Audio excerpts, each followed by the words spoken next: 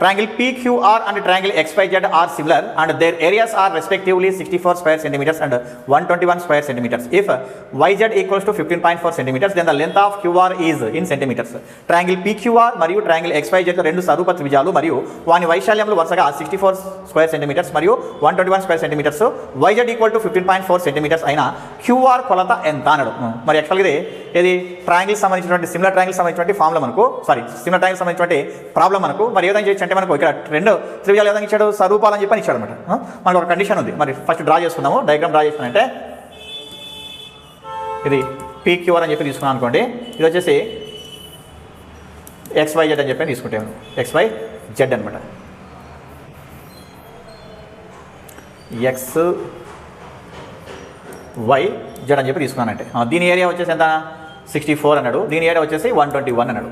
Okay, తర్వాత YZ value ఇచ్చాడు. ఎంత ఇచ్చినాడు? 15.4 ఇచ్చినాడు. ఇచ్చి ఏమన్నాడు? QR ఇక్కడ ఇది ఫైండ్ అవుట్ చేయమన్నాడు. మనకి ఒక ఫార్ములా ఉంది. ఏ విధంగా అంటే if two triangles are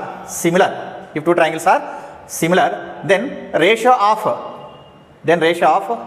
their areas equal to ratio of squares of their sides అన్నమాట.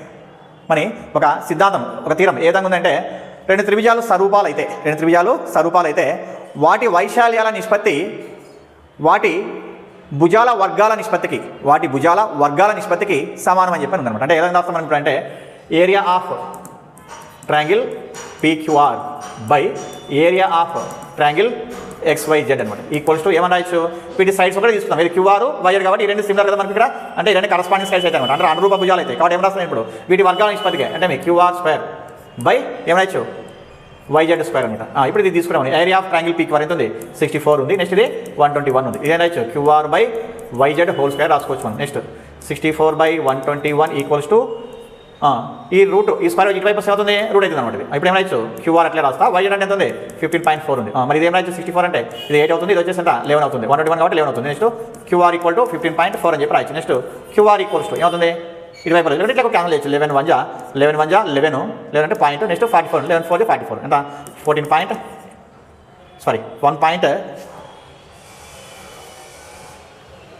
1.4 ఇంటూ 8 అనమాట. 1.48 అంటే మనకి ఎంత వస్తుంది అప్పుడు? 8 4 32 8 1 8 ఎంత? 11 ఎంత వస్తుంది? 11.2 అని చెప్పి అర్థం. మన 11.2 అంటే QR ఈజ్ 11.2 అంటే ఎన్ని ఆప్షన్ మనకు? Third option is the right answer.